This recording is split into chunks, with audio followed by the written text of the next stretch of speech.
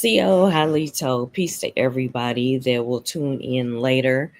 We had some technical difficulties on trying to go live tonight. So we tried to have an open discussion about Indigenous events, current events, Indigenous topics, and we did pose a question. When you go to other tribal nations' powwows, what is your experience? Is it positive or negative? I did share positive feedback about my experience when I went to. It was like a joint powwow where it was many nations there. I went to the Haskell Indian Nations College in Lawrence, Kansas. They have a big powwow every year. They have vendors, they have food, and a lot of different tribes. Their different dances are showcased. They have a lot of regalia and authentic things for sale. And they do ask you, do you want to join the dance at the end where everybody comes in the circle and hold hands? So that was a positive experience. It did represent community and unity to me. Can you hear me, cuz?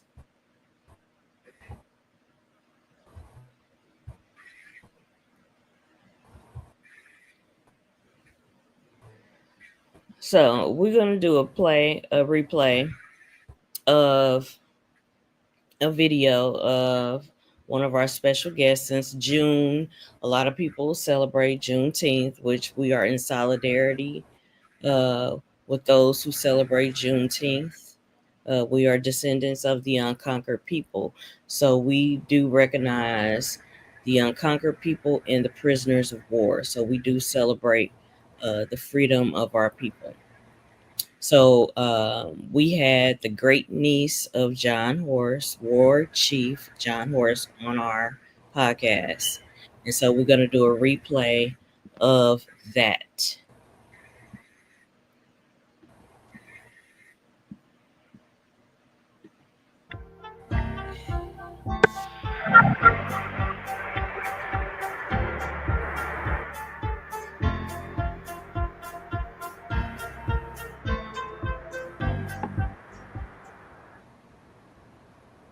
OCO, Halito, how you doing, cuz? Estamos aqui, estamos aqui. What's going on? This topic is big. Oh, it's a lot. Power outage in my area, so I'm on my mobile, but the podcast must go on. Yeah, we have a very Yeah, yeah, special yeah. guest. Very special guest. Pa, you want to do the honors? Well, yes, I like to do the honors with no further ado. I like to bring in my cousin from the John Horse Band, or your master Simony, Miss my Denise cousin. Vasquez Yeah, yeah, Welch. Miss Denise, cousin Denise, come on in, the historian and genealogist. So, yes, she's here live and direct. Peace, Miss Vasquez. How you doing? I'm doing well. How are you all? We Can you hear doing me? well. We doing Yeah, we well. can hear you Yeah. good. Okay. There's Yes. a little delay, but it's okay. Yes, Well, thank welcome you to the again for Southeastern gracing our Southeast. stage. Right. And I love that background. Oh, Yeah, thank you. yeah, Thank the you. colors. Thank you. It's Crystal Onyx is her book that she did. Very nice backgrounds that she's done. So I support her, and this is a great little background. Mm. Right. I have to apologize. I'm kind of in the dark. We have a power outage in my area. They just sent me a text and it blew out just before I came back on my mobile. So you got to excuse me. No problem. We'll make it happen. Yes. Yes, I'm excited. I have another matriarch on the podcast. All right. What do y'all want to talk about? Well, once again, welcome to the Southeastern Talking Stick. And we have some questions for you. And we just, by this being the seminal month, I say seminal month. Most people say it's seminal week, but I say seminal month because this is June. So, hey, we give our family that. And dealing with the John Horse Band of Seminoles that's dealing with the family, once again, uh, thank you for gracing us with your information that is highly much needed because you have a lot of people that's speaking on the family and they just going about books, but they don't know the family history and accurate accounts. So hopefully you go ahead on and share that with us and speak about what happened when the so-called, well, I don't know if you want me to speak about how the United States promised over there in Oklahoma and they didn't deliver. So we could just take you when they got down there to Texas if you'd like to. Okay. The promise. I mean, you can talk on it and whatnot. I mean, there's a lot of different opinions on it. But if you want me to just jump in from Texas, it's going to confuse, I guess, a lot of people. But I guess the best way to start this would be really talking about who John Horse is and who he's not, right? Like there's a lot of questions on his his background, his biology, who his parents were, all of these things, right? Well, So that I would be guess a the great start. okay, all right, and you have a really interesting um, thing here you had on your Facebook page, and I know you got it off Google because it's interesting because this is where Google comes in with all of their lovely little information, right? And one, they say he's from an African slave woman and a Seminole man, or a mixed in Seminole woman, but definitely she's got to be African, right? So all of the context around John Horse, he has to be some sort of slave or runaway slave or tied to that, a descendant of some type of slave.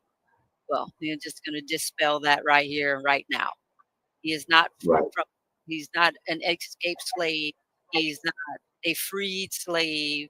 He's not anything with any connotation of being a slave. He wasn't a slave of the Seminole, none of that stuff. Where all you see all of these videos and books and all of this other stuff trying to say that that's what he was.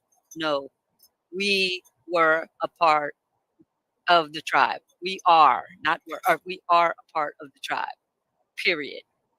By blood, by proximity, by the location, so in every status that you want to call it, we are part of the tribe. He was, my great great great grandmother was.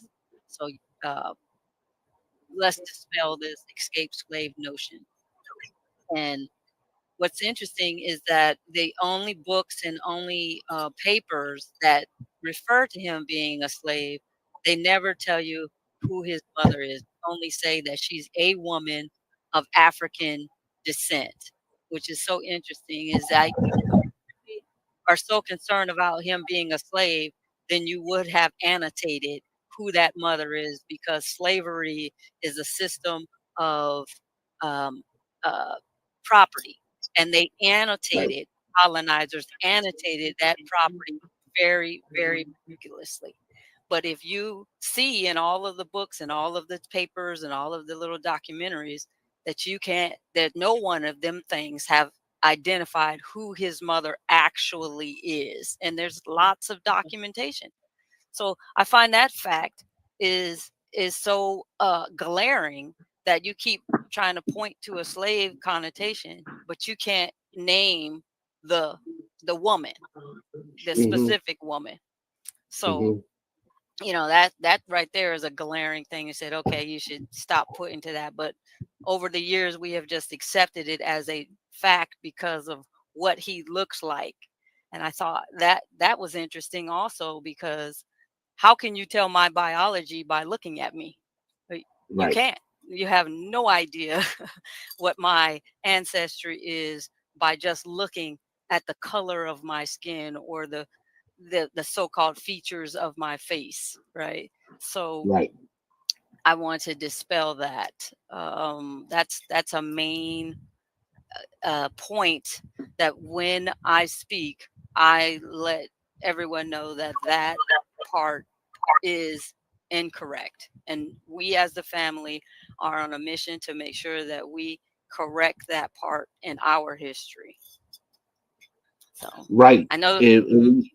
and when you say they keep records, people forgot is that when you have chattel slavery, they actually kept records because they have to keep an inventory of slaves that they had, and they could tell where that slave came from. Did that slave come from Sierra Leone, or did it come from Ghana, or did it come from the Gold Coast or the Rice Coast? So they actually kept records. So if she would have been an African woman, they would have said what coast she came from. But to say that she didn't come from no coast let you know that she had to be from here. Exactly. Exactly.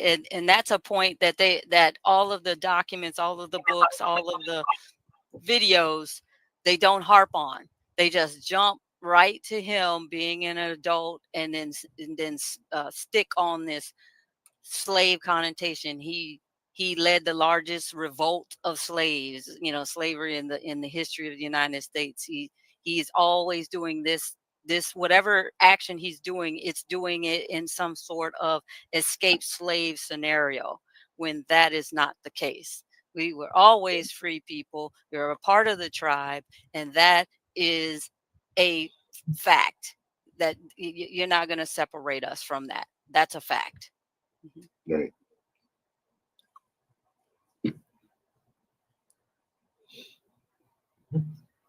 Right. And Mhm. that's a major fact. And Mhm. I'd like to thank everybody that's in the chat. Thank y'all for joining. Y'all could have been doing other things, but y'all came out to see my cousin Denise and everything. So we getting it in. So yeah, we're speaking about who he is and who he's not and what people try to make him out to be, you know. So just like we always say, when you have a book that's written on somebody and it's not the family that wrote it, take it with a little grain of salt, Right. because we Yes, actually have living descendants that's here to actually dispel the lies and tell the truth. exactly. So so now from that point and everything, showing where they came from, Florida, dealing with the Trail of Tears and everything, what most people don't fail to realize is that the Seminoles wasn't on the walk of the Trail of Tears. They actually was put on the steamboat. Yes. So so that's what most people don't know. Now you gotta ask the question, why did they put the Seminoles on the steamboat? But yet they made everybody else walk. Mhm. Yes. And that's a very good question that nobody asked. Why? Because that's just assumed that everybody walked. Well, we were put on the boats because we would not give up our guns. That's the plain and simple fact of it. We were not giving up our weapons, and the colonizers could not allow people of color with weapons to walk across the land, because if the so-called slaves that they were trying to keep saw people of color with weapons, that automatically meant freedom, that their lies of you being inferior or you being a slave just fell apart. So they could Right. not chance that we would incite the slaves to revolt, because you see these people of color with arms that are armed. And we are documented on shipping manifests at the National Archives by name. And you can, if you're doing genealogy like a lot of us are doing, it's like a new thing for us. But when you start doing genealogy, you go back into the records, you when you see some documents in the National Archives, you know that the colonizers or the British or the government had some vested interest in you or this particular subject. But when you go to the National Archives and you see the sheer amount of documents that they have on us, that should tell you that this event or this group was important to the government because they documented it so well. So I'm glad they did Right. document you well. yeah. So and And when you're going back in for our family, um a lot of us, we know that we have these documents and we've have the opportunity to go through them and do our lines, our family lines. And but people who talk about our history don't take the time out to actually go review these documents. So instead of that, they try to give you this Cliff Notes version of our story and try to sum it up within a 5 to 10 minute video with a little bit of animation. And I think that they are doing justice to the story. And I find it curious is that they love our story. They want to know, especially with John Horace, and they're talking about this side, that they want to make him into this Hollywood figure, but you don't take the time out to actually know who the man was. And Right. I find like that you have all the documentation available to you. Why don't you take the time out to actually know who he was instead of trying to take the cliff notes of Google and do a little video of him or our story and think you're telling or you're doing us a favor in telling our story. hmm Mm. and then that's funny when you said that to make a Hollywood story. I don't think they're ready for that kind of Hollywood movie. I don't think they're ready because what most people don't know is that when they put them on the boat to bring them to Oklahoma, there was some things going down on the boat that they don't even speak about because it was saying that some of the family members jumped off in certain part of the river parishes, like Plaquemines Parish, Orleans Parish, Jefferson Parish, St. John Parish, St. James Parish. Um, that's on the coming through Louisiana, and that's where you have the Mardi Gras Indians in them. I'm just venturing off for a little bit, but that's how they wind up talking about Kujamali, who is Wildcat, and most of the Mardi Gras Indians, they don't know who they actually calling on. I have to let them know, hey, you calling on a family member of mine. But Mhm. yeah, that within itself, and it caused so much of ruckus in New Orleans that the Seminoles in them, when they got with the families of the Chautauqua, and they wound up having maroon societies down here in New Orleans on Highway 90. They had the right governor, Galvez. It was like these niggas is raiding the plantations, and we don't know what to do. They taking out cattle and they taking out slaves, and they going into the swamps. And that's when you started hearing about the swamp dogs. If you don't know what a swamp dog is, it's an alligator. They was actually training alligators you know, um, to keep the Maroon Society safe. Mm. No, I've heard the stories of that, and I've always been curious about the Louisiana part because we can't documenting each person should be our main goal. The family's main goal is to make sure that every one of us are documented into the family, that we have a history of them. And because we have these separate little community stories, we just blanket term everybody fell Mhm. into this category. And Mhm. so now we have a large group of people who just want to use the blanket term Black Seminole, and I'm a part of that Black Seminole history. And I've always, I get calls all the time. Can you help me with my genealogy? Because I've been told that we've been Black Seminole, but they never lived in Florida, or they weren't even in Oklahoma territory, or you weren't in Texas and you weren't a part of Mexico, right? So, how are you, what are you basing that conclusion on, that you are Seminole and someone's telling you that you're Seminole, but yet you don't have any, your group is not in the right area where the Seminoles were. And so, Mhm.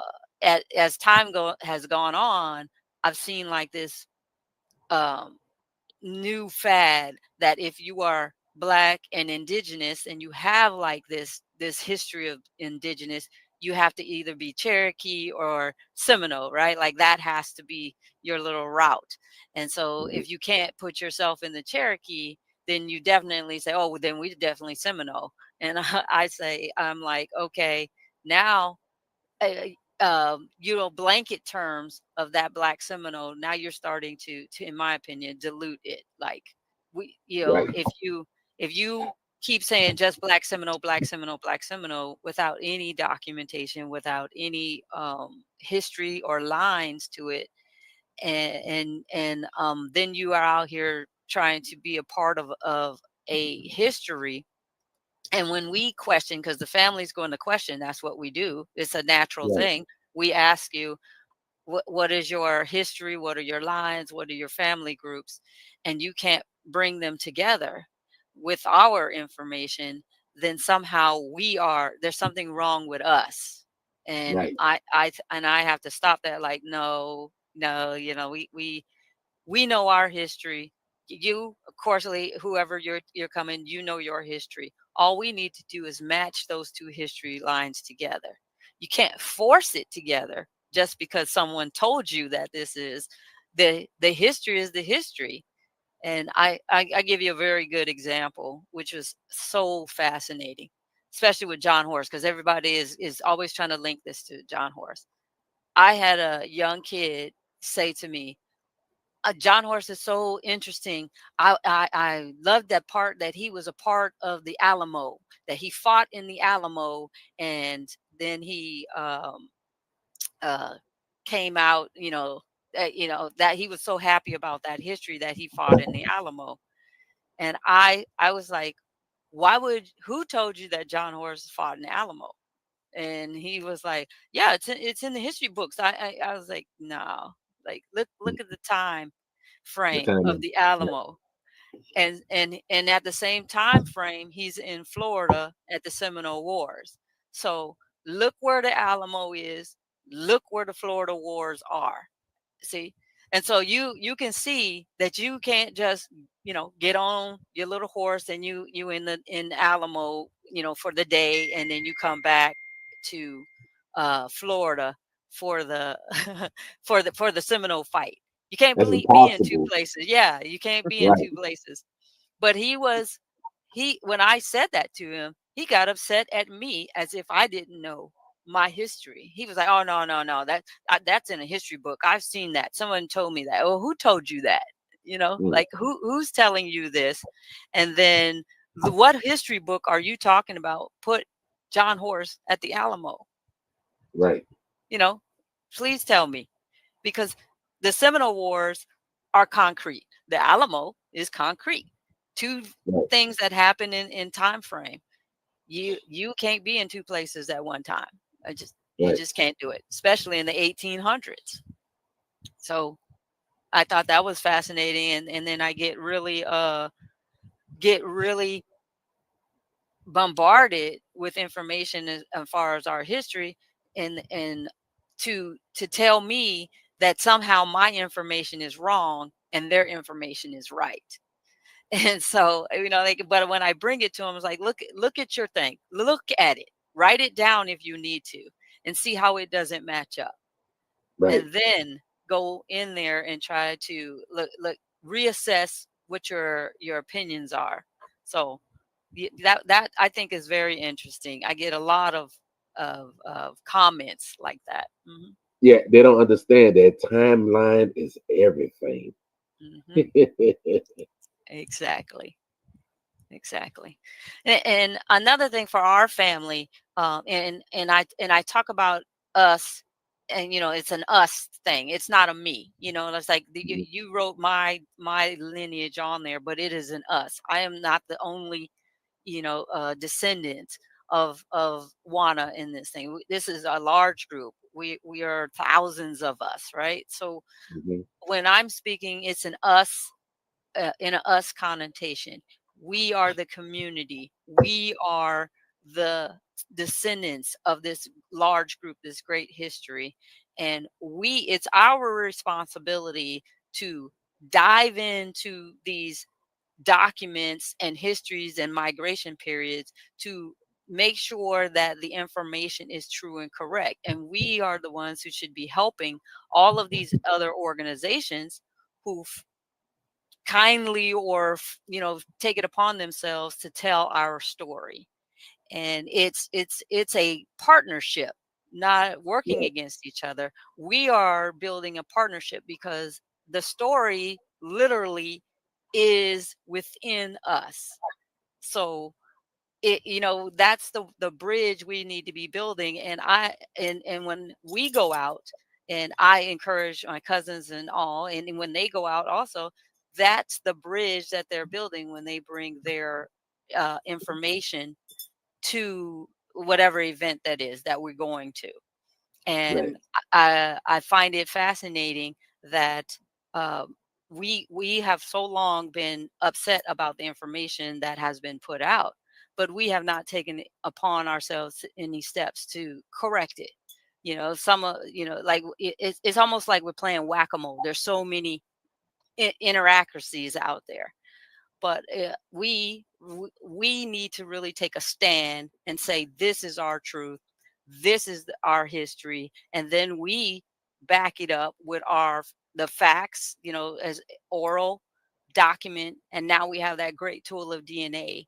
And DNA is our solid, the full circle. We get that full circle. We can right, validate everything that's oral through the paper and through DNA, gives us our full circle. And right. that's what we're harping on.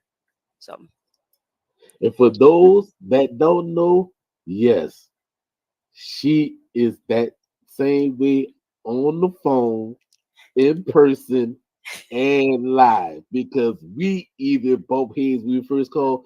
It was like we got a cousin on the phone, his name Pop. And she was like, well, how you related to this such and such and such and such and everything. And she gave me the 20 degrees, baby. And I stood up to the test of time. It just kept on that, and then we kept on talking and found out next thing you know, boom. Like, wow. So yeah, that is right and exact because they ask, well, who you related to, who your family name is, who such and such and such. Yeah, because we want to know. yeah. You know, and like I said, I'm glad my grandmother and my grandfather and them instilled this in me when I was young. So Yeah. I it's had a good. question. Yes, please. Um, my question is, okay, your great grandmother Wana, who was the sister of Seminole Warrior Chief John Horse. What was her role? What was she like? I know in a lot of tribal nations you have the beloved women, the warrior women. What was her role? Or some of the roles that are prominent in your bloodline for Uh, women? Okay, for women. I believe that she is a warrior woman because one, at the time, we're the most information that we have on them that's documented, and I'm just going to speak on the documented. I'll talk about the oral later. The documented history, she had to become a warrior woman because of the battles that's going on. We're in the war, so her role had to be a warrior woman.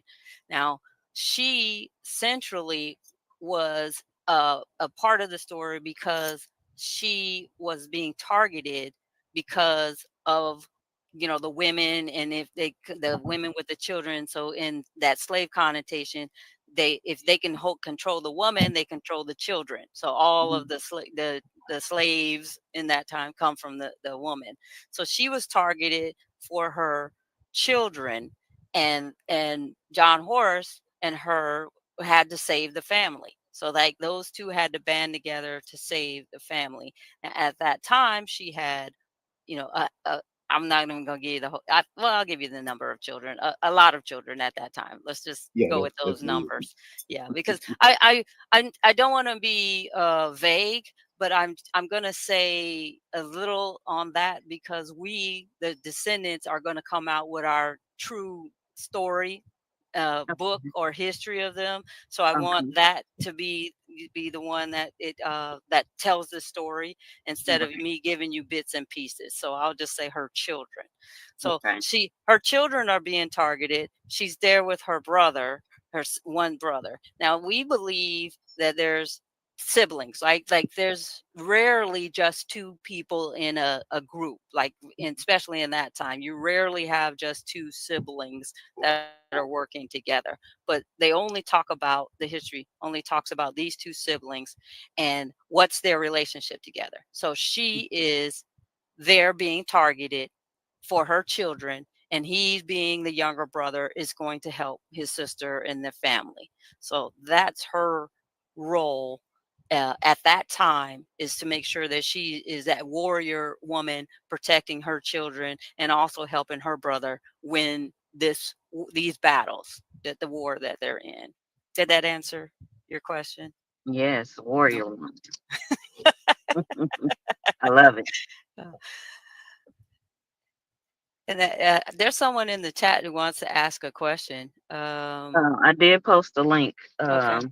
The link is in the chat, everyone. So once you click that, I will see you, and then I can bring you on. So, Okay, good. Hey, cousin Lavona, I see you. Lavina's on. Hey, Lavina knows.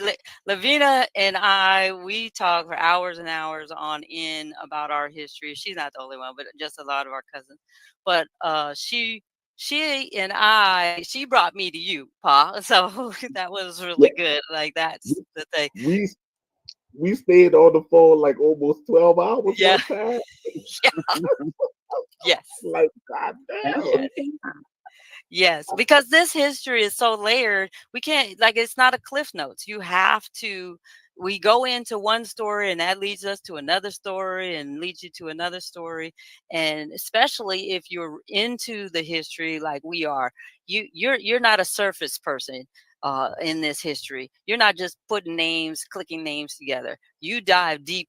You get into the books, you get into the history of the documents, you know the area, you know the traditions and all of these things that are associated with our family. And that's why you and I and Lavina and also other cousins, we stay on the phone so long, because that part of our history is, it has been disconnected. And when we finally find someone who has that same connection, oh, we just don't want to let it go. We Right. want to It's a beautiful talk. thing. Hmm. It's a beautiful thing, baby. It's a beautiful thing. They Yes. told me when the sun come up. Yeah. Oh, and also, Paul, don't feel like you are the only one that has felt like, if you want to call it my wrath or my really vetting you, because I do that to everyone. So just let you know, if you're, when you start talking to me about this history, I am going to vigorously vet you, Oh, I but it's in already love. know. It's in love. It's in love. It's in love. Trust me. It's in I love. know I'll be the same way. That's how you know. You can like give it to the fifth degree, baby. Yeah. Yeah.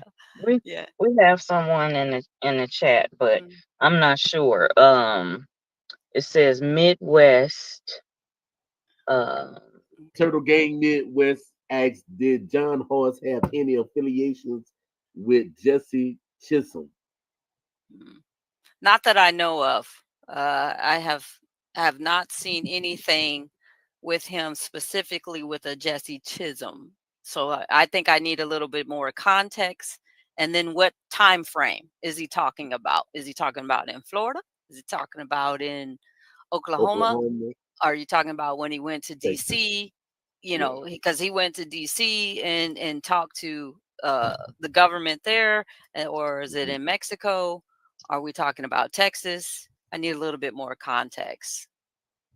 So on that one, and I love what Lavina says here. The colonizer said and called us slaves. It made us use that slave narrative. Well, it makes people use that slave narrative, not us, because when you come to us and talk to us, especially when in Bracketville, because that's when most people come and be around our side of the family is in Bracketville, Texas, or in Mhm. Texas in general. And so Mhm. when they come and interact with us, the first thing you'll always hear is that we weren't slaves. Like that's going to happen. You can see it on documentaries. There's all old ones in there. One was from 2000, I think, 6 or something. Um, our family members are there saying we were not slaves. And then you turn around and hear the person who's doing the documentary interview a person who's not in the family, and that person says these people believe they weren't slaves. Like somehow, we're in denial. Like, we don't know our own history. We don't Right. But believe we're slaves. one Yeah. of the things that is described as the unconquered people. So with that goes with the we are not slaves. We were not slaves. Mhm. That Right. warrior spirit. I just had to point that out.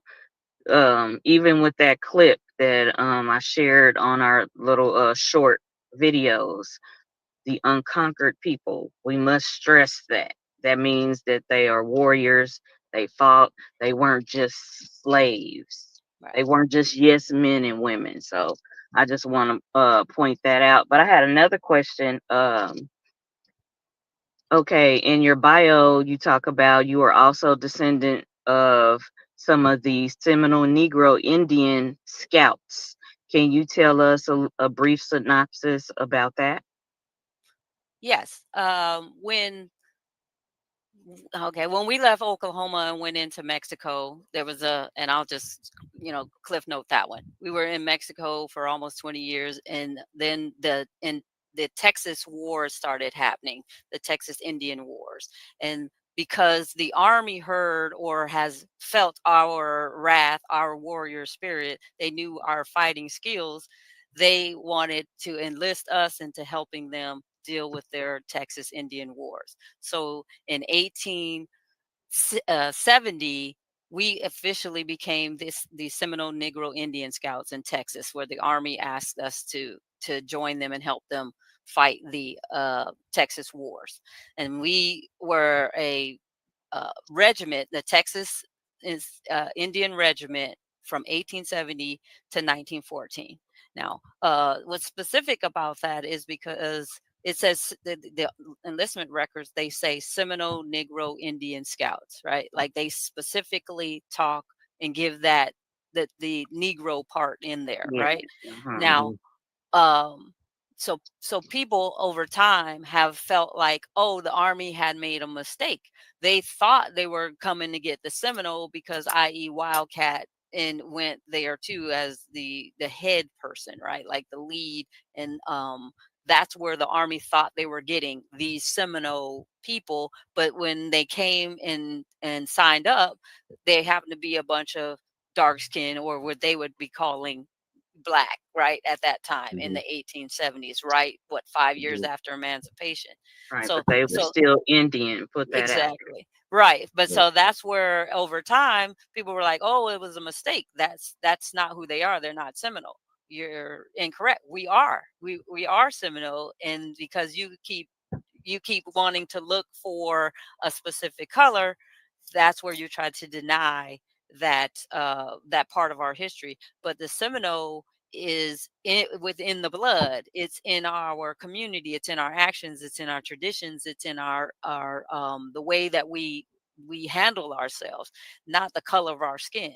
It's because the people who are on the outside are all focused on that color part. Mhm. We Mhm. in the community are only focused on the community, the culture, our connections to one another. So yes, that is their mistake, but yes, we still are Seminoles. So those that group, there was about 150 men, and all of them are related to us in some way. Well, we are related to them in some way or another. They are all either their brothers, cousins, uncles, fathers, sons.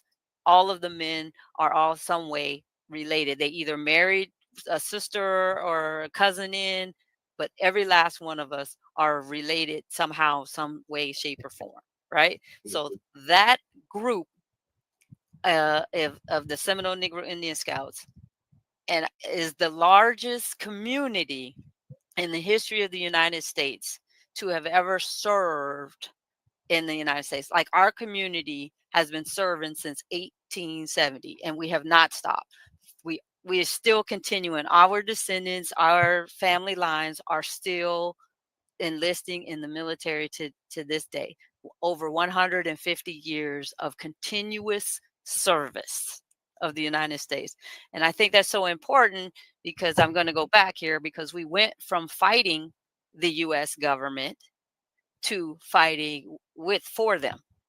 So, like, that's a complete turnaround in our history. Well, And well, you know what the United States say.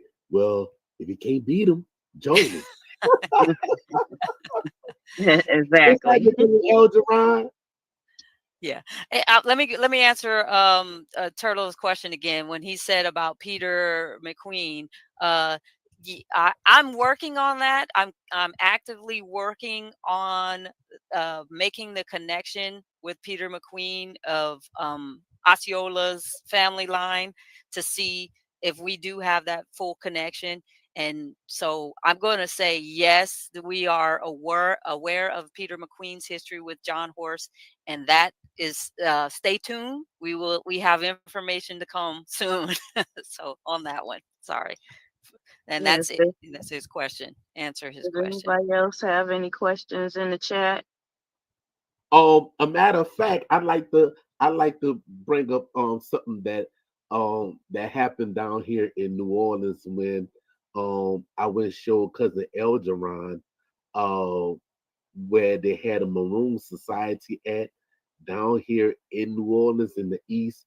And when I took him out there, we went live on his page on Facebook. And I went to drop in the information. And as I was getting deep into the information, they started messing with his Facebook Live. And then it actually muted me, but I'm still talking, but nobody can. They can see me visually, but they couldn't hear me. And it was like, and that's what L said, bruh, they don't want this information out, because I was going in deep show where the cousin L, you remember that? He in the group chat. So give us a brief synopsis of what you were talking about, because Well, actually, I was speaking about how you had the Seminole Maroons society out there in the New Orleans East, and not only in New Orleans East, but also in Gentilly, because I bought him in Gentilly to where they had it at, which was the Indian scouting village and everything right there by the old ice house right there off of Chef Mature Highway. And as you keep on going down Chef Mature Highway, what most people don't know is Chef Mature was actually a Chautauqua chief who actually reneged on his people down here in New Orleans. So that's how they wound up getting the name Chef Mature. But as you go further out towards New Orleans East, that's where they had the Maroon Society at, and that's where we were speaking about how they was making the plantations and bringing the people out there to the swamps. Mm. and to the people watching, who and what are Maroons? So you asking me, or you asking Paul? Both of y'all can answer. Go ahead, Paul. Answer that one, and I'll defer to you, and then I'll say after you. Because people, Well, sometimes most it's their people, first time listening. Mm-hmm. according to certain instances in books and everything, they said that a maroon is those who are of admixture.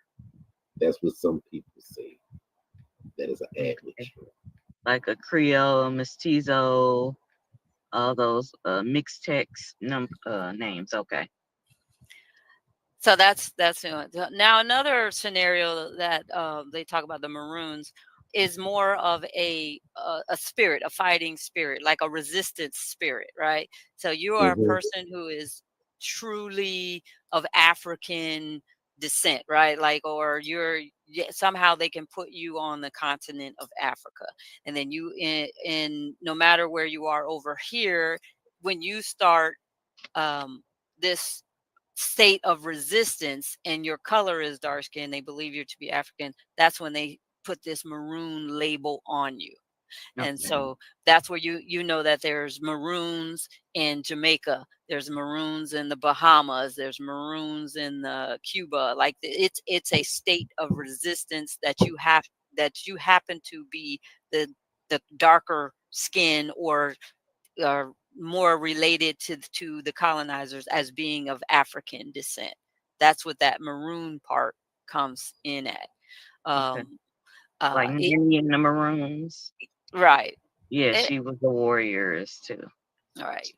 Right. And that to me is a catch-all term. Also, like if we can't really pinpoint where you're from, let's just throw that maroon label on you, and then we capture it all, because that's how we make sure that you're not a part of X tribe, or you're not a part of X society, or you're not a British or you're not a French citizen, because you are maroon, right? Like you're in this box, you have to be with this specific connotation.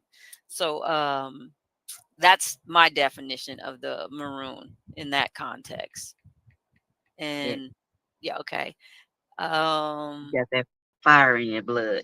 so I was telling my dad earlier today was is interesting is that I'm smoldering at all times, right? Like I'm a little, little ember, right, going on at all times when you think of a fire, and you only need that little gust of oxygen, and then you're full raging. This thing. So I think of myself as that little smoldering fire at all times.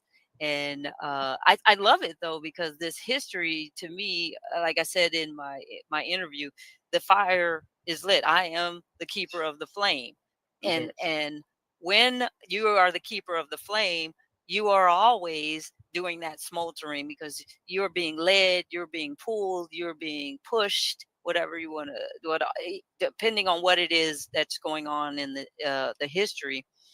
But the ancestors are always working on you.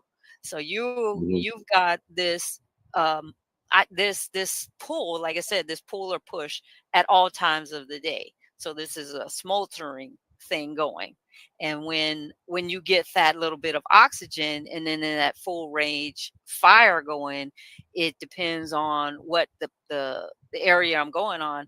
It can be overwhelming to outsiders. Like if I'm talking about the history, I can fire hose somebody with a whole bunch of information, and they're like, "Oh my gosh, how did you, how do you keep all of this? How do you know all of this?"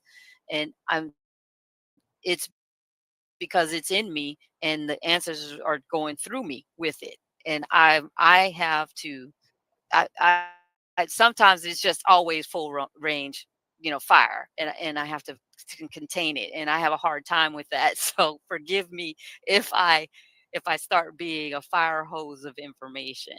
No, we want that. This is what our Um, platform is for. Tommy Lee said, I thought that the word maroon mean runaway. You mean Cimarron? What people don't fail to realize is nobody wasn't running away. If you're doing guerrilla warfare, there was no running away. I don't know why people don't think it mean they run away when they say the Cimarron meaning the wild ones, the untamed. That's why we was the unconquered.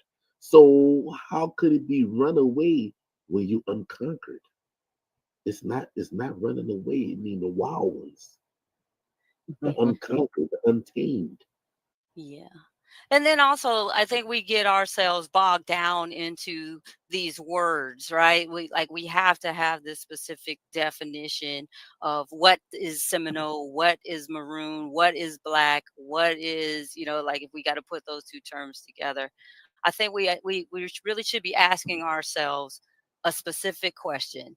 If what was the intent on the word? Because are we ourselves at that particular time calling ourselves that terminology, right? So think about it in this terms. When I'm talking about John Horse, I'm talking about Wana, and I'm talking about our family thing. What were they calling themselves at that particular time in history? Were they going around saying, "Oh no, I'm Black Seminole"? No, they weren't saying that at all, right? They weren't saying these terms, but because it's documented as to being that, that's where we go back, because today we're what 200 plus years removed from that history, so we assume that that's what's being told, right? That's what's being said out of our ancestors' mouths. But when you go back into the history and you start reading the documents, and see what the people are actually saying, you see a whole different story. And so I say that specifically because the Seminole or the Creek, or like that term, weren't the only ones who had people of color within their communities, right? So if you listen to history, you'll see that the other tribes, no matter which ones you want to call them, if you want to stick to the 5 civilized tribes, they all had some sort of slavery system going according to the colonizers, right? But only do you see in the Seminole history that they specifically identify the blacks in the community as Black Seminole. Like they put that black with the Seminole tribe, right? Why don't you hear any Black Choctaws, Black, Creek or Cheyenne, Black. right? Yeah. Why are they not recorded as such in the documents? They just say the Choctaws had slaves. They didn't say that they had Black Choctaws. They said they had slaves. And Mm-hmm. so, but why is it our Seminole history is the only one that specifically that they say Black or Negro? It's still saying the color, right? It's Negro. It's not Mm-hmm. Negro. It's Negro, the color, the Spanish term for the color of Black. Why is Mm-hmm. it that in records that we are the only ones who are being referenced in that term? Like, why do they feel necessary to call us Black and Seminole? Why didn't they just say you're slaves? Because that's Mm-hmm. really what they're saying. Why didn't, if that's who they felt we were, why didn't they continue to identify us or address us in that manner? Right. That's Because it wasn't. Right. exactly.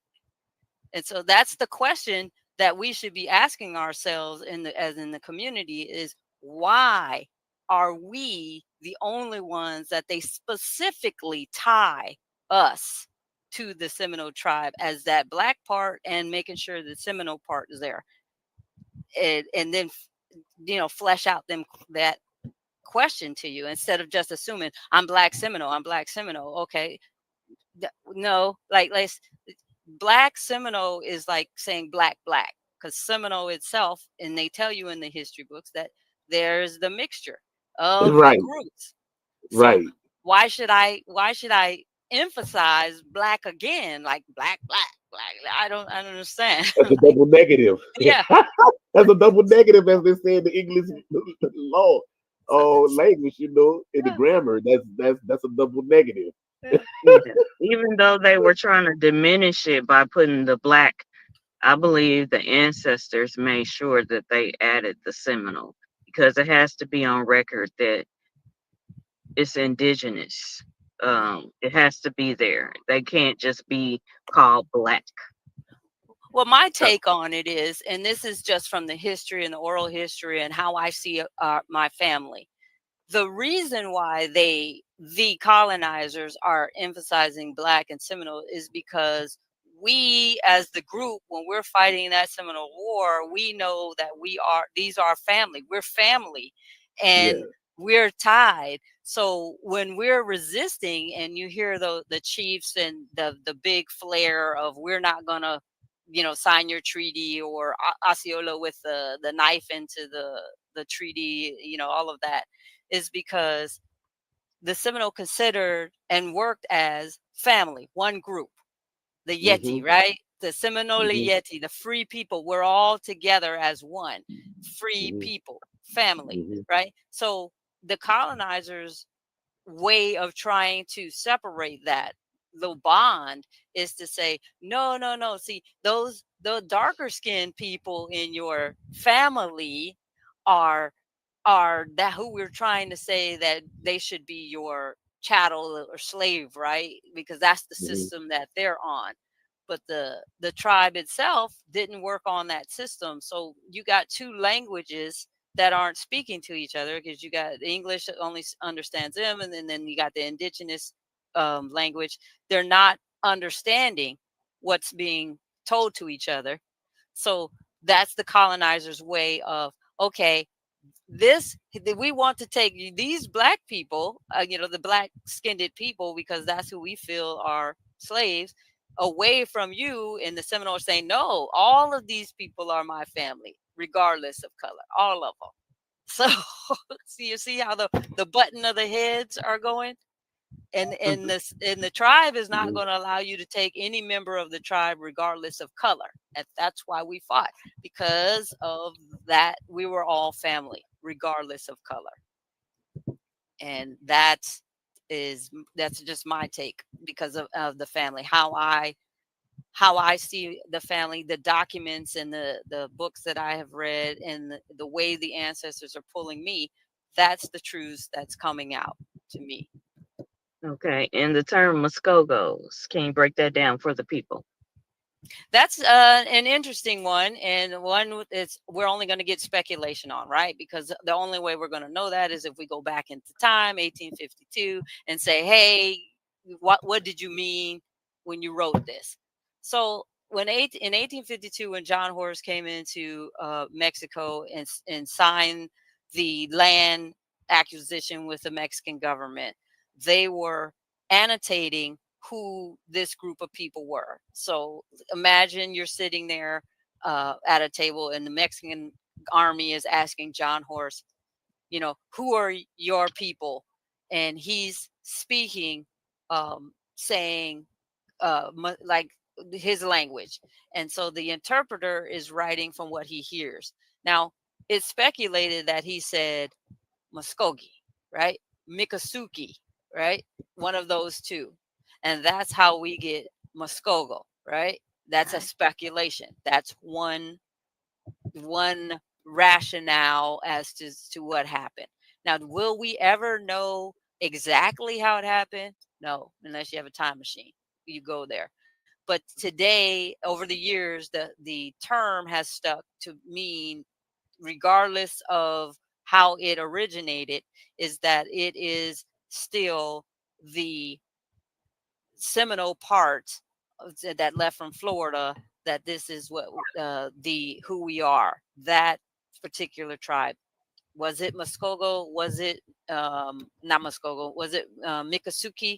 Was it in that terms? Was he trying to identify himself in that particular tribe outside of being Seminole? You know, we don't know. That's all speculation. But today, we in the group, in the community, own that word as being Seminole also. And they do say Negros Moscogos, which again would be Black Seminole. But, again, we're back at Black. Seminole, the word itself is Black. So that's where that is. And at the same time, it still is indigenous for the people. Yes, that's clear. We are indigenous, because they, even in Mexico, they say the tribute, or the tribute, the tribe of Muskogos. They don't say the people, the community. Like they have these terms, And what you find in Mexico, which is very, very interesting, and what our community really needs to understand, is that the records in Mexico have a lot more detail than the records in Oklahoma or Texas, that you'll find within the family relations group, right? But they also tell you about what's going on in the community, which is so fascinating because if you read the what's going on in the community, you'll be able to get a whole sense of who's connected, how the community is connected, how we're interacting with one another. And for us in that genealogy world, that's the meat that we want. That's the good gold juicy stuff, because just saying I see your name on a marriage record and you married that person is one, two things. That's a name that's married. But if you got a marriage record and said you were married at the house of this person and these other people were there and witnesses, and you're like, oh, that's an uncle, that's a cousin, that's a mother or auntie or grandmother. Oh, I didn't know they were all in this community together, and whose witnesses are at your wedding, right? Like those are important details to let you know that you have the correct people in your family line. And when you see these records in Mexico, it tells me that we go back to Florida. It tells me that when they were in Florida, they had a system already working to know to give the information that they were giving in the Mexican documents. See, if they were as if the colonizers want us to believe that we're just a bunch of runaway ex-slaves, then how are we so literate in that sense to tell all of these details that's going on in our history to have it being documented? Now that's a question that I don't think that we are thinking about in our history. We just assume that we went to Mexico and all of a sudden we just learned this, within a certain amount of period. No, you have had to grown up with this system already. You just don't adopt it out of the blue in order to do this. And then if it was just one family, that would be one thing. But the whole community does it flawlessly, the entire community. So that right there, it can tell you it's not an anomaly. This is not a fluke. This isn't happenstance. This is a system. They had a system, and it was long before we get into Mexico. It's just showing you more evidence that we already knew. We were fluent in what our lines were and what we were doing in our migration periods. So. And then what's another thing too, where they was actually trying to erase the whole thing about the Seminoles, because even in the Second Seminole War, they old boy went back and he told Andrew Jackson and them, he said, "Man, this is not an Indian war. This is a Negro war." So he just called everybody Negroes. He said, Yeah. no, nothing. He said, "Look, this is not an Indian war. This is a Negro war." So he called everybody a Negro. Well, yeah, I agree on that. And then what's interesting is also, like, if if you're doing this history, you don't read up on the colonizers' history, and reading up on Jessup helps you to understand a lot more of what's going on for me, when I was reading up on Jessup, helped me a lot to learn more what's going on with my family at that particular time. And I found it so fascinating that he was staunch, ready to get rid of everybody, right? When he says this is a Negro war and all of this stuff, he's out here doing some treacherous things. He's backstabbing, pulling people under the white flag. But at the end of it, he makes a complete turnaround, and he is now best friends, or the biggest ally of us in Oklahoma, trying to make sure or ensure that his promise is being upheld. And of course, you see that did not happen.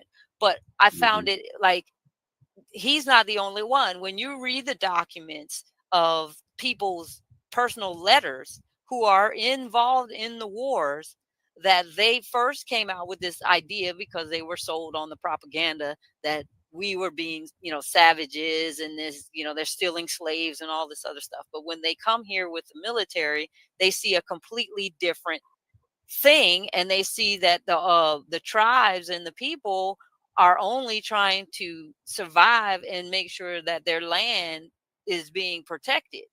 And what is very interesting, if you go to the Dade battlefield, that they read off the letter of the Dade there before he dies. He says it.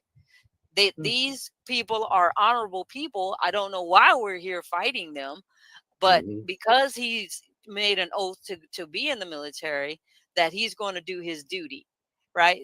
And so for me, also being a person in the military, I understood his complex plight. Yes, you signed on to make sure that you uphold your duty as that military person, but yet you also see the atrocities in front of you. So you can't, Mhm. like that his dilemma right Yeah, he's there. torn between the two. Yeah.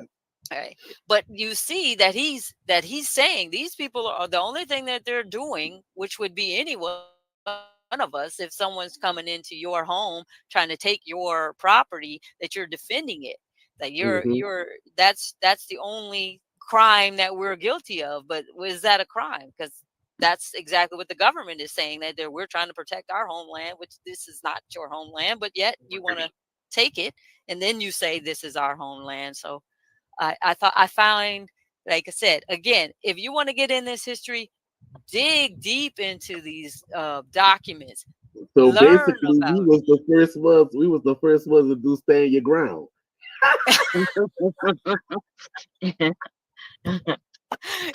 yeah, yeah, I guess you could say that. I think you can say that one. Yeah.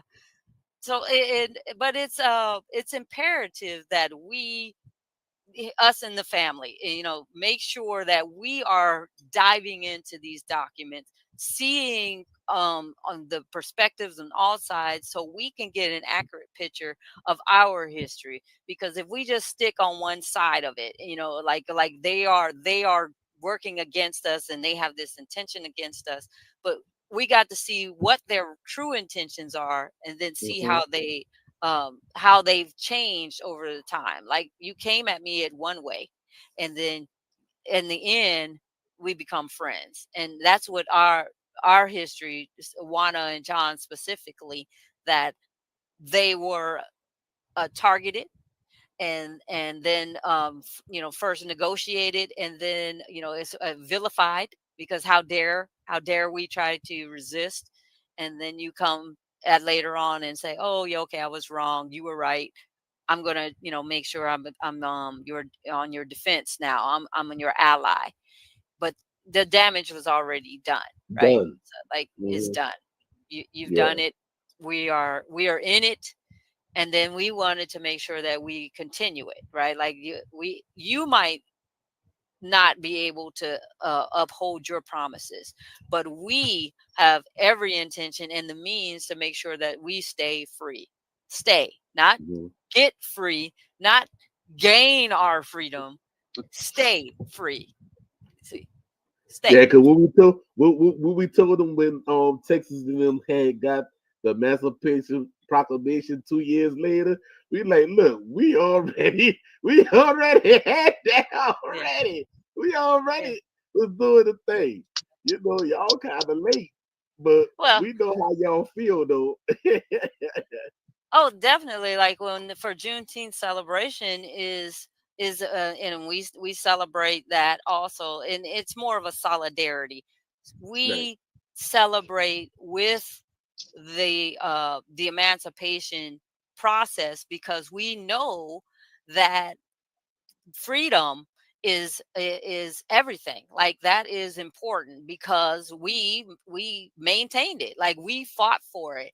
We are unconquered, we have our freedom, we know what that feels like. So yes, we're going to celebrate with you of anyone who's basically of freedom, but specifically for our people of color, because that's over time you have associated us with that we are these people of color. But there is a distinct groups, because even in our community we say uh, state blacks, and then when you got us, our community, with especially in Nacimiento or Texas, we have this definition, like a separation. You're a state black. We are the main line, people who came from Florida, Oklahoma. So this is this separation, as we have these distinct lines that we have in our community to say that we are still different, right? Like that we know that there's a difference in there, but we're still one community. And the complexity of that is because over time in our community, you see that we're being pit against one another. We're fighting one another. When at the time of removal, little known fact, down in Lake Laxahatchee battlefield, in Jupiter, Florida, the government has enlisted slaves on their side to fight us, to remove us. So you got this whole little regiment of black slaves who are tasked to fight in the Laxahatchee battle, to fight us, to help remove the Indians, right? Like, so if it's like, look, if you're calling us black, right, Negro, and you are enlisting actual slaves, your actual slaves, to remove us. So that to me also says that you understand that we are free people, right? Like you know that, because you're enlisting your specific slaves to fight and remove us. So and you promised them freedom, and they promised them freedom. Well, no, see, not on that one. So like when they fought them, they're like telling them, you're going to fight these people and remove them. So imagine the brains of that person who's trying to fight another person of color, because you see them, like we can see this. Everybody's eyes up. You don't have to be able literate to understand what's going on. So you're telling me to fight another person of color to get these Indians out, right? So that to me says you believe that these people of color are Indians, right? Because you want them removed, and they're not like me, the slave, who you're clearly treating me as if I'm a slave.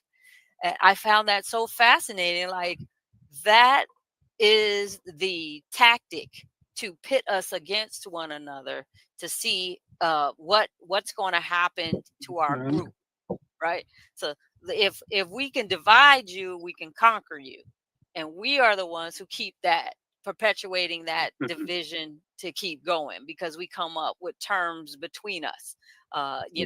We always have this layer of a hierarchy of who is closer to the actual tribe, or to the actual history, or to being the valued one. And I find it fascinating, especially for us, because we continue to play into this system to this day. We have a division that is unnecessary over the words, just the words of black, of state black. If you are if you're in the important family lines, those particular things. So or I if you find it, federally recognized or state yes, recognized. yeah. all of these things that are inconsequential. We are family. We are of one, and once we unified around that, we're unstoppable. We're unstoppable. It's in the blood. It's in the blood. Yes. It's in the blood. Yes. Yes. Another thing I wanted you all to break down for the people watching. Okay, we have the Seminole, we have the Miccosukee, we have the Yamasee. How are they connected? They're all names of Indian tribes, right? Like they're to me, and I hate to be Are they simplistic, from the same tree? I would say yes. Now, Yeah, the can family.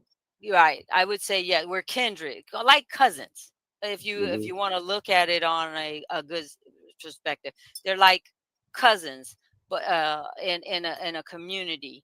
But how can we document that you actually came from that particular branch, right? I think that's where you're having a more difficult time to say that you can point to one specific area and say, hey, we were all in this area and then they scattered or whatnot, so now you know that they all come trickling down.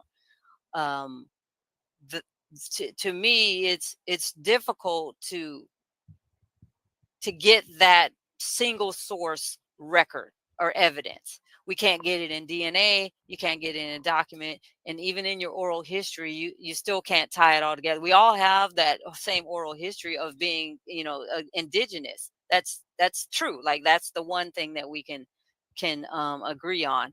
And but that's it. Like where else are we matching up on? We Yeah, can't go to because one single person. Yeah. right in those wars, and even in I've read it. I can't tell you any book sources at this moment, but the Yamasi are described as unconquered people, correct? Yes. The Miccosukee are Yes. described as unconquered people, and the Seminoles are described as unconquered people. Yes. So, um, I just Yes. like that similarity. That slogan is attributed to all three. Yes. But you Yes. know what's so funny though? When they talk about the five civilized tribes, really that's not five civilized tribes. Hmm. How many is it? Break it down. Well, how could it be five civilized tribes when the Choctaw and the Chickasaw is the same people? See, and that's the debate. Like when you start going back in times and you're doing your research, you're going to find more inconsistencies, right? And I think the main thing I like to stay on and to stay focused is if I can just follow the people, right? Like if I can go to everything that I can get around the people before I start getting into the very origin of all tribes, because now I'm distracted. That's way too much information outside of my goal. And my goal for me is to stick specifically in that my line is genealogy. Now if I find something like I'm Chickasaw or Choctaw, and then I start getting some information on that, then yes, I fully want to explore that. But for me in the Seminole side, specifically for John Horse and Wana, I, Mhm. I there's no Choctaw, there's no Chickasaw in that. So for me to dive into the history of those two groups, I would be distracted in getting away from my specific purpose on the Seminole. Now, Right.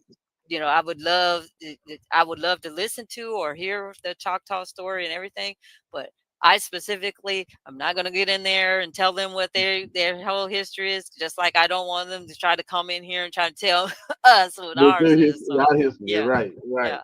right. So And I mean, so and that's fair. But that's from knowing the story when they said it was both brothers and they separated and mhm, everything and stuff. That would just made me go back and say, well, hold on, how could it be two yeah. different nations when they of the same blood? You know what I'm saying? So that was my take on it. You mm, know, that sounds like a next podcast. yeah, yeah, I Yeah, know, right? Right, right. yeah. I have another question too. What in every tribal nation we have stories. What is your favorite story, seminal story? The origin stories, like those are the ones you're talking Uh about, or yeah, like in the Salagi we have the story about the spider woman that basically brought fire here. Stories like that. now what's interesting for us, those stories weren't passed down to us in our line. Okay. But when I came to research our history, I found, of course, they tell the stories, the origin stories, and the one that I that attached to me was the little people, and this is a Miccosukee origin story where the little people come and move things around, or they take stuff, and you've got to be aware of the little people, that they're always listening. I thought that was interesting. That's the one that spoke to me. I don't know. Have you heard of that specific one for the Miccosukee? Mhm. Well, we have a similar one for the Salagi about the little people. So it's similar how Okay. they operate the same way. Yeah. Yeah. I find it fascinating that's like a folk tale, right? Like an old folk tale, but Yeah.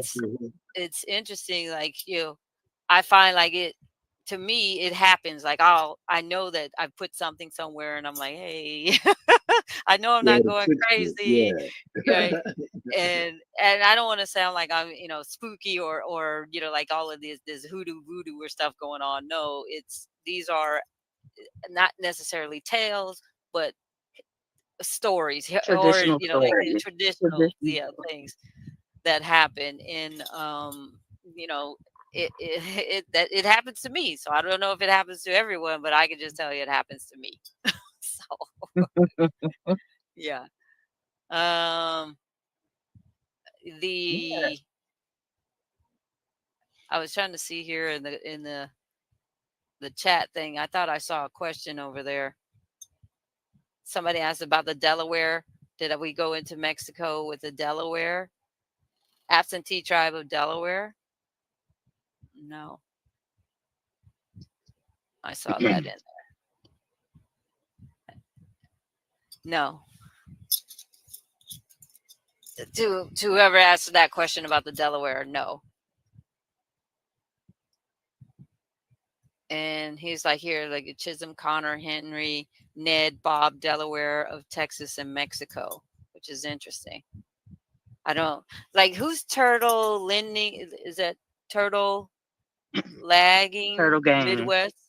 Turtle Gang? Okay. Well, Midwest. Yeah. I should really put my Yeah. glasses on. Let me get closer to Yeah, that he thing. just had some comments. I saw some other questions in here. Let me see. Let me find them again. Uh uh I mean, Hasciola. you can drop the link in there and I, let somebody come on if they want yeah. to come on. Oh yeah. It's in the chat. It's in the chat.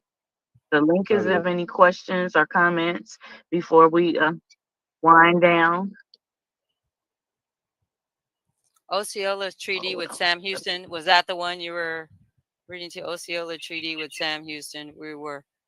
We're with the Delaware, Shawnee, Kickapoo, uh, Potawatomi, and others also. I'm not really sure what his question is on that. I would love to Yeah, see if he's he just jump yeah, in. he's just making comments as you were talking.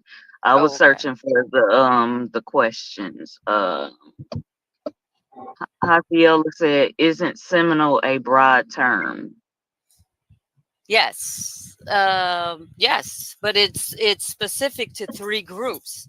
So when you say it's broad to those three specific groups, if that makes sense to you. The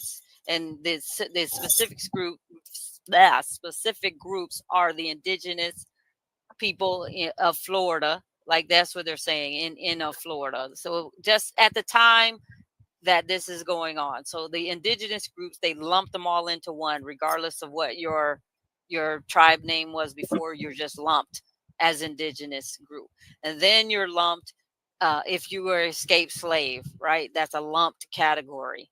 And then free people of color. Again, that could be, you can be a dark skinned person, you can be a person of Spanish descent, dark skin, coming from over in Spanish territory. That can mean anything, that they classify you as not being fully white in that particular instance. You are not a British citizen. You are not a full um, colonizer citizen or English citizen. So you are a person of color, but that happens to be free. So don't think about it as just one color as being black. So those three groups are all lumped in together, and they are called Seminole. And then the next layer is the army, who's trying to come separate the darker skinned people because they want them to be they're slaves. Like, that's their connotation of being slaves. But there is no documentation of any of these people, free people of color, being slaves. So at that particular time, if they took you as a slave, they would just make some document saying you were a slave of this person or that person. But they didn't have any documentation that you were brought over or you were actually acquired as a slave in the first place. So it's just treachery. It all boils down to money. They're trying to make money, and people of color equate it to money. So they And did yet they whatever was they losing. could do. Mhm. And yet they was losing money in the war. Right. Exactly. But that's how they were going to recoup their losses. Was doing the slave or so-called returning these slaves or taking on these people as being slaves. But that didn't happen. So yeah. And see, as long as we don't understand that people were placed under enslavement, and the word Negro in the U.S. will always, we're always American indigenous people, then folks will perpetuate false divisions. Who spotted salamander? Okay, all right, that's a good fair point. You're right. That is again, if we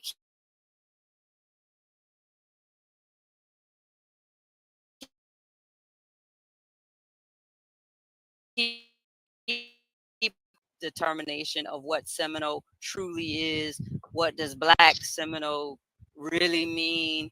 But if we just, as in the family, go back to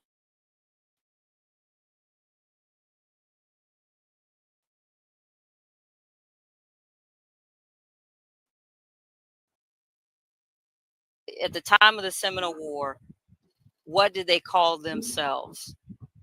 And how did they associate each other? And the only term that comes up over and over again is Seminole Yeti, right? Seminole Yeti. That's the war cry. That's the thing that the people who are fighting, they yelling out this Seminole Yeti. What does that Seminole Yeti mean? Free people. So that's what to me, that's who they thought they were. That's who they presented themselves to be, and that's what they fought. Free people. Right. And Yeti, we know in our tribal language, also means family, right? Like it's twofold. Yeah. People, a family, a group, free. They're free family, free people. It's all the same connotation. So that's us. We are and have been and will always be free people. So if there's any other questions, I mean, are we ready to wrap up, or Hold on, let me see. that's a good one. Why did McIntosh put money on John Horse's head?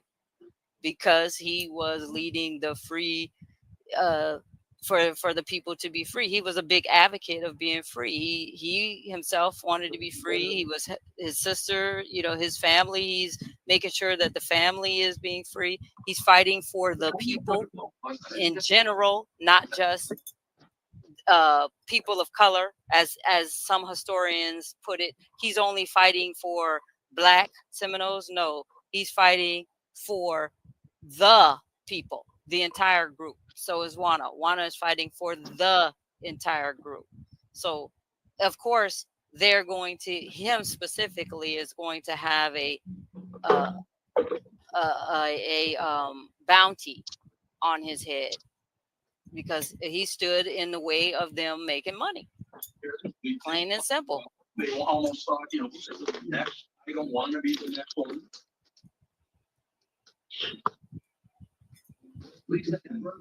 Any other questions? She was 14 years old. No, I don't think I have any at this moment. Our lights just got turned back on. We had some storms here, so they had some trees down, so we've been having issues. I'm glad the lights are back on. I was trying to get to my laptop to see if I had anything because I did have some questions. I think I did ask them all, but Okay. you got any more comments or questions? And I'm if gonna I'm not share the link mistaken, again. if I'm not mistaken, didn't McIntosh has some? Did he have like a British land grant or something? Like a British land grant, McIntosh. Give If me a I'm not second. mistaken.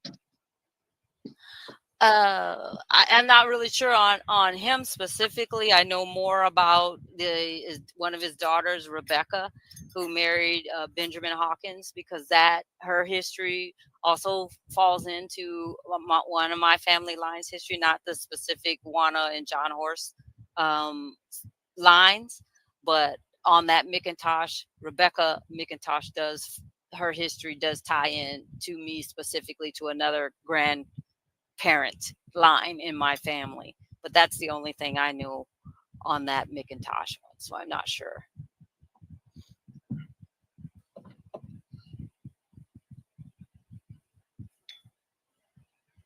It's like, hey, everybody in the chat. Hey, Dot. Hey, Dina. Hey, Lavina. Hey, Tommy.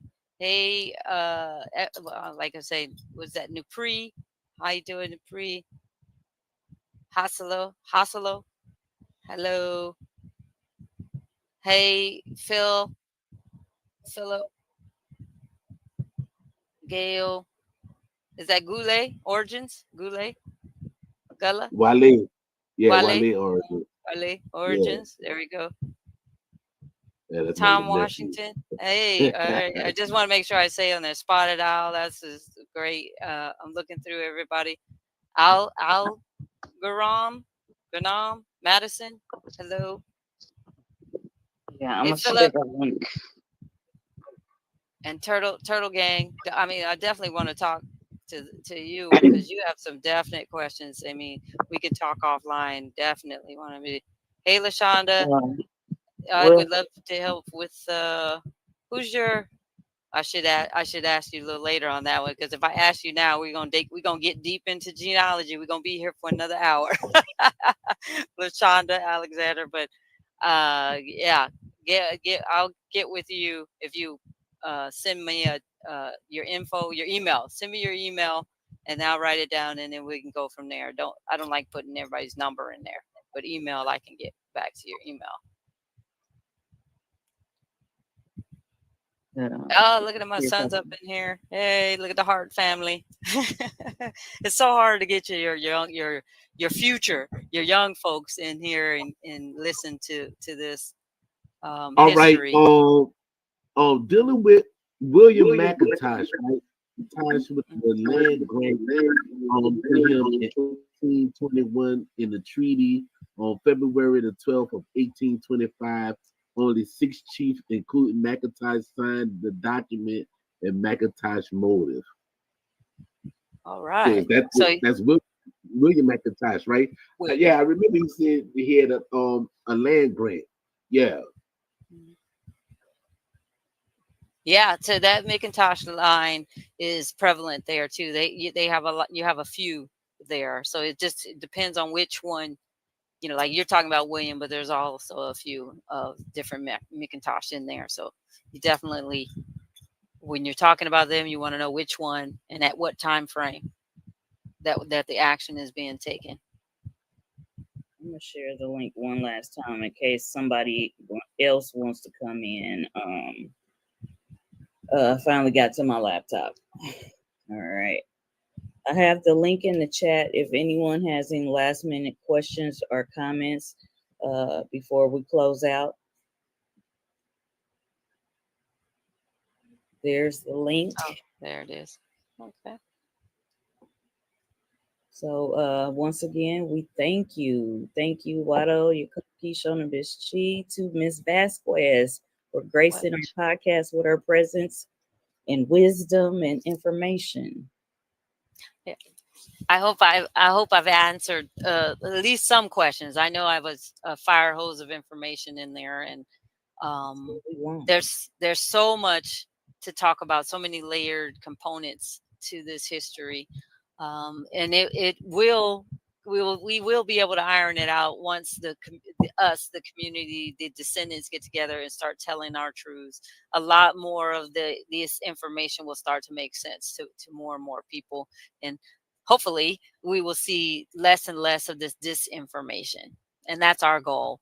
That's where me and my cousins our goal is to make sure that we do that, and that's our mission. We're out to do to correct our history. So,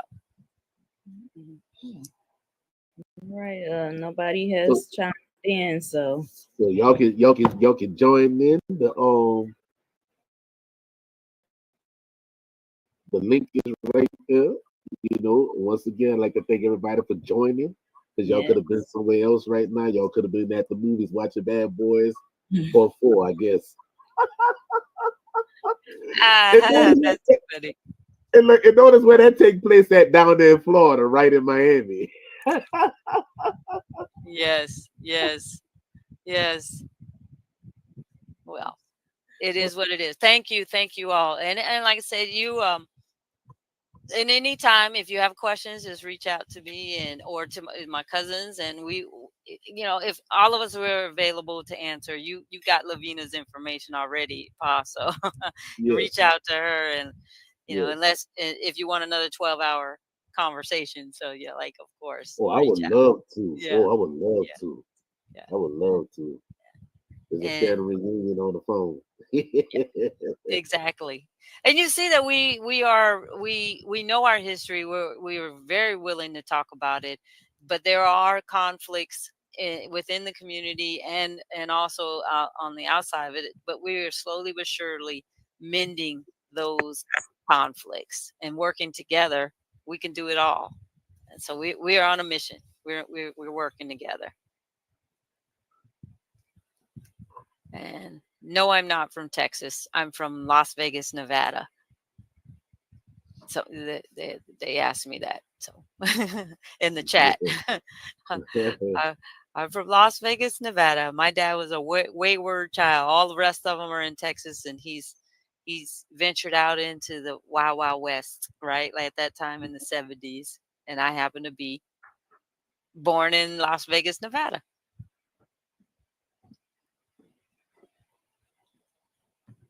Hey, thanks, Phillips. I can't wait to see your program. Oh, wait, I hear you're going to be in Bracketville. You're the guest speaker. I can't wait to see that for him, for Philip Marcus. He's the band chief of in Oklahoma. So he's going to be in Bracketville as a guest speaker at our event at Juneteenth on the 19th. So if you're in the Bracketville area, that's go down there, and then there's two major groups of us. We got the absentee tribe of Texas group, and we got the Seminole Negro Indian Scouts of Cisco's got their event, same place, Bracketville, one on Fort Clark, one at the school. And then of course, if you are anywhere near Nacimiento, Mexico, please go to Juneteenth on the 19th. That's a Wednesday. So please join us. Come see what our communities and how we interact in those specific communities, and ask questions. Please ask questions. Do you all do like different scenes during Juneteenth? Like here we have like some of the people enacting the Buffalo Soldiers and things of that nature at the Juneteenth celebrations. Do you all do The reenactment. reenactments? No, that's that we don't do that. That's more of a Florida reenactment scene here. And but we are looking into doing more reenactments as far as the battles and stuff for Florida. But the reason why we don't have a reenactment in my opinion, in for Juneteenth is because we have no reenactment to do. We had no part in it. So there's nothing for us to reenact. uh but like I said, it's a solidarity. We are here to show our support for your specific what happened to you. And if they do, you have a reenactment, like we're here to support that. But we had no involvement in emancipation because we were not emancipated, so there's nothing to reenact. Right. Already free. Exactly. Already. Yeah. I mean, what we really should do is reenact our migration from Oklahoma to Mexico, because that in itself, that journey is lesser known or misunderstood. And boy, if we reenacted that, that would blow people's minds. Yeah, because you have some people that do the reenactment of the Trail of Tears. You know, they Right. do the walk and everything to go to Oklahoma. Yes, the reenactment scene is new to me, and I've just over the last 5 years I've been just watching, standing off to the side watching, because I was really perplexed. I really didn't understand uh, what was really going on. Were you celebrating the deaths of these people, or were you celebrating the battles themselves? What was going on? I was really I have really tried to understand, especially coming from a military background. Like, what are we celebrating? When you're talking about these battles. So, in the last 5 years, I've been gaining an understanding, and I really see that the reenactments are just a way of honoring every side of the story. And now that I see that, I see that's what their true intention is. I'm more comfortable getting us, the family, rallied around doing our own reenactments. So that's a project that the family should be working on. More to tune on that one. And then you know what? I be having another. I just have another question that lingers in the back of my mind, right? Okay. And it's like, okay, well, they say on the Trail of Tears that the nations in them brought their slaves with them, and I'm like, who will bring their slaves with them to walk all the way to Oklahoma? What are they going to grow out there? Because Oklahoma didn't have nothing out there. So what they going to be cultivating? And ask that question again. I think you broke up a little bit for me. Say that again. Like, if these nations had slaves, why Oh, you okay. go walk your slaves to Oklahoma where you don't even know where you going at in Oklahoma? And what are they going to be cultivating in Oklahoma? Because Oklahoma was a wastebasket. Well, at the time, it was just Arkansas territory, right? They had no idea it was the West. But again, when you say they're walking their slaves, what are slaves? That's their property. It would be like they were leaving. You wouldn't take in their minds. It's no different than the horse or the blanket or their furniture they're throwing on the wagon. So why wouldn't they take their property with them? So that in my mind is that's their thought process. Why wouldn't I take my property with me? So Yeah, that was a question that I had. okay, but yeah, all right. Well, thank you all, thank you. I love that flyer you did there. That one's that dress. I mean, the regalia is so beautiful. Yeah, I thought when I saw that, I was like, You're that's like, it. that's it. Yes. Beautiful, beautiful. Yes, And I guess what? appreciate it. Hmm? And guess what? You our first female guest. What? No way. Yeah, you our first female guest, baby. Yeah. I'm honored. I'm honored. Thank So you. it's historical. Yeah, it's Thank historical. you. Yes, yes, Well, monumental. you have to get the other cousins on. Lavina has to come on here. I Gina has am. to come on here. You You already know, know. you Yeah. got to get Oh, I'm gonna get Steve everybody on in here. here. Yeah, you got to get them on, and Sarah. These people, they let them tell their side of the story, so you can get more layered information in our history. And the more people you talk to, the clearer picture you'll be able to get. And it's fascinating. Once you get into this story, you're latched on. So Oh yeah, this is phenomenal. Let's do this, people. it's like a cake. It's so many layers. Oh, so tasty. Yes, yes, and addictive. Yes, yes. Well, thank you all. Thank you. I much appreciate it. I'm so humbled by y'all's invitation and being your first female guest. That's wonderful. Look at that. Thank you. Yeah. Save that. Save that right there because I'm gonna save it. I'm gonna put that in my on my Facebook. I got that one. I got that one. Yeah. I'm saving that one. Yeah. Yes. Thank you. Thank you all. Thank you for Thank you. listening. Yes, Thank you. Reach out anytime. Any questions? Yes. I'll be more than happy to help. We will. Okay. Y'all take care. All right. All right, Peace. everybody. Y'all have a good night. And look, y'all can go ahead on share this with your friend, your family, your pets, everybody. Yes. Pets. Yeah, share Please. to everybody, baby.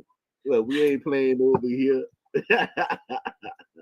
All right, cousins. I'll see Okay. y'all later. Cause look, See you. I went to another family reunion today and stuff, and I've been going since this morning. So, yeah, I've been going like this. So, have lovely evening. Yeah, everybody have a lovely evening on purpose. That's what the elders always tell me. You know what I'm saying? What's up, Mike Dean? You know, yeah, we about to be out. You know, but you can go back and press the replay and Yes. look at the whole from the beginning. Everybody, if you just came on the tail end, go to the beginning. You know, so yeah, it's very tasty. You know, get your pen, your paper, your notepad, your notebook, your smartphone, your dumb phone, wherever you got. You're a mess. You're a mess. Yes. Oh Lord. All right. Thanks, Much goodness. love, family. Much love. All right. Much Peace. love.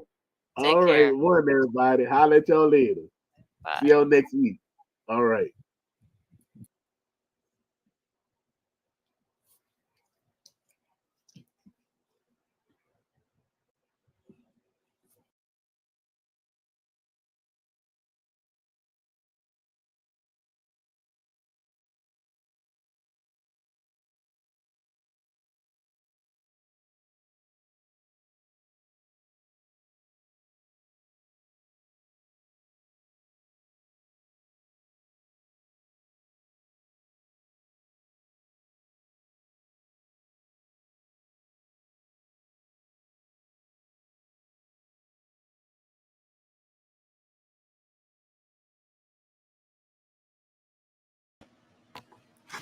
We hope y'all enjoyed that replay of Warrior Chief John Horse, his great niece, Denise Vasquez Welch. She came on the podcast a couple of years ago and shared the knowledge.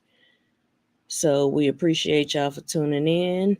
We will be back not next Sunday, but the Sunday after next with another podcast.